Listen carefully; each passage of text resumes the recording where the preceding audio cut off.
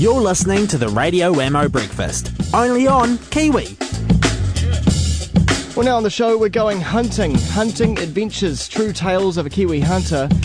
Greig Caibou is my guest. Good morning to you, Greig. How you doing? Good, thanks, Glenn. Great to be here. Lovely to have you in. Now, when people think of hunting books, they think of maybe a kind of a how-to guide, how to go hunting, how to get that pig, how to get that trophy.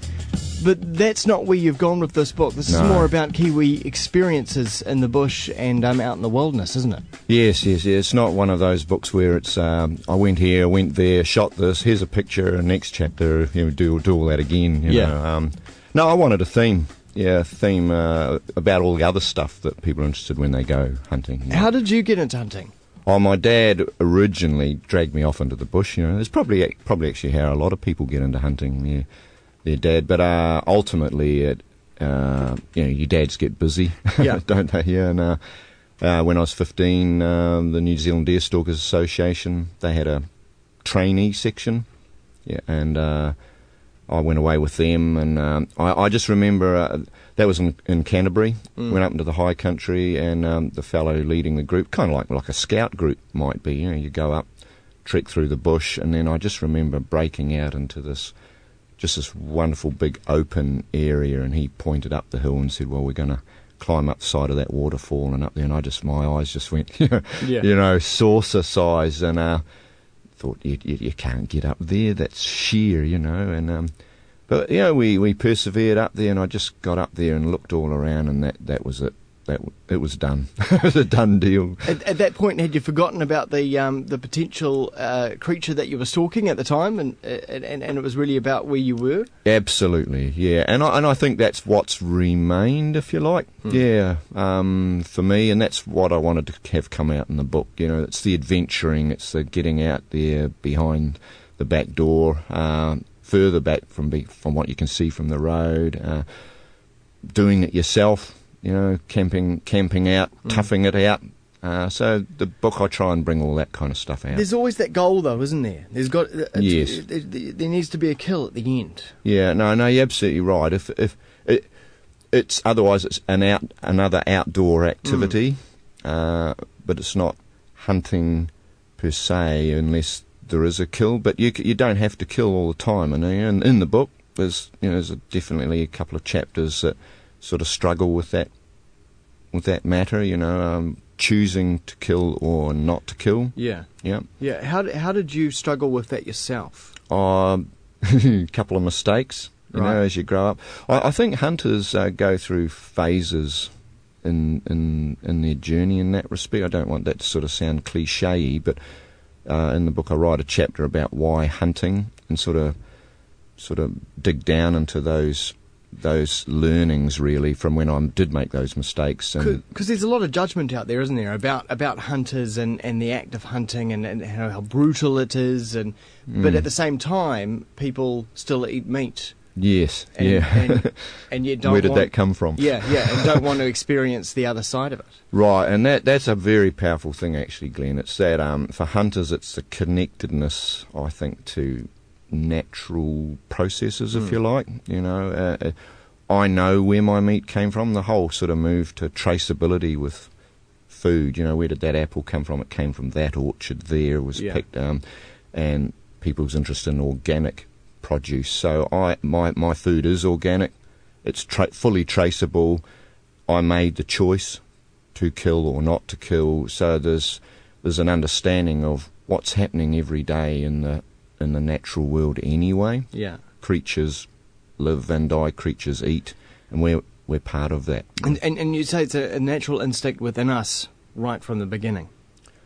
I don't necessarily know if it's a natural instinct, but it's something we have to grapple with at some point, and whether it's thinking about that chicken wrapped in cellophane on that plastic tray, at some point there is that having to think about those things. And for people that go on and start to dig down in their own kind of inner self, and find that there is a bit of a, what's that about? But for many, there is this sort of drive a little bit to the thrill of the chase, the kill, especially when you're younger, I think, and over time that becomes less of an issue. Yeah. When I write about in the book when I was where have I come from to here, and as a boy, it was you went out rabbit shooting and you just wanted to shoot something. Yeah. And I really struggle with where did that come from, But Yeah. but it is there. But I don't know if I can nail it down to some Plesiozoan era sort of hunter-gatherer caveman knock it over and skin it kind of thing, But you do got to wonder in modern society the people who are so far removed from the source of food and don't even sort of question where food comes from, how they would have got on a few hundred years ago. Yes. With that mentality, it probably wouldn't they have wouldn't worked. have got on. No, no. But what about the actual hunting itself? Is it a solo act for you, or is it about comradeship? No. For me, I'm a bit more of a solo hunter because my work engages me with people a lot. So I'm with people a lot. And what do you do?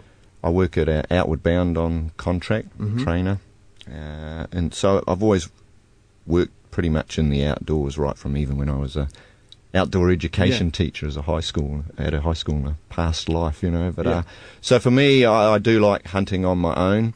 It's a time for a break, bit of refresh, kind of recreation time.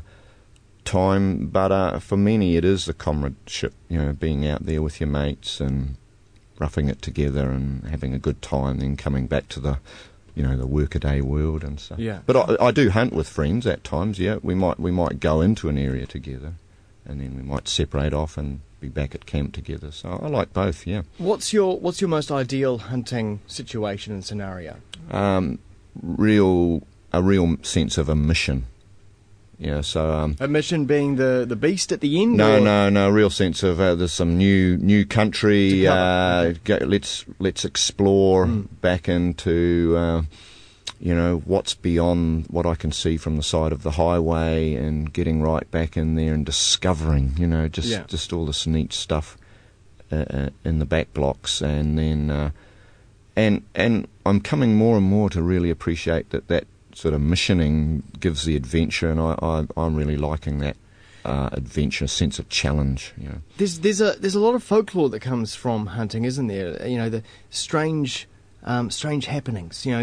Sightings of strange things in the bush, or lights in the sky, sounds, that kind of stuff. Yeah. Have you ever experienced any of that? Yes, I have actually. There's a thing they call the spectre of the Brocken. Which I only read about in a book, and I looked it up and found it was a peculiar effect that happens when you're up really high, and the sun, it's all clear sky behind you, but then further down there's mist in the valley, and your shadow can be cast onto the mist, and it gets this big halo effect around it, and you're enlarged, you're magnified because of don't ask me. Some trick of the light. Yeah, and I've had that happen, and I've taken a photo of it. It's quite eerie. You're way up really high, and you see the spectre down in the mist. Wow, it's great. That's really cool. It was really weird. Yeah. What do you get involved in the politics of hunting? Because there's a bit of politics going on right now with 1080, and there's a chap down south who the hunter who's camped out on the hill. He's terminally ill, and he's determined to die on the hill, to fight the cause of 1080. So, do you find yourself involved in that? Yeah. The really good thing about that, to be honest, Glenn, is it's just the wider education of the New Zealand public. They say, well, why would somebody want to, go to this length about 1080? And they might start asking, well, what's it all about? And that documentary by the Graff brothers, it should go to air in some way. The public should be entitled to get both sides of the story, if you like. New Zealand's the biggest user of this toxin on the planet. Yeah. It's a little wee country, so let the New Zealand public become a little bit more aware of some of the issues around it. There are some good arguments on the plus side, because we're such a dependent economy, but there are some good arguments on the other side that say, well, there are other ways to control TB through possums and look after our economy. Let's have a go at this, and it might cost a little bit more, but let's not be broadcasting this toxin as much as we are. So be interesting to see over the next few days someone's little stand and how that blossoms unfolds. out to something that people get some informed and debate happening about. Yeah. Well, there's plenty of tales and experiences inside Greig Caibou's brand new book called Hunting Adventures. True Tales. True Tales, yes. a great read, of course, for Father's Day. Plug. Of course, that's coming up, of a Kiwi hunter. Thanks for reminding me as well. Greig, thanks so much for coming in Glenn. and telling us all about it. Here's a track now from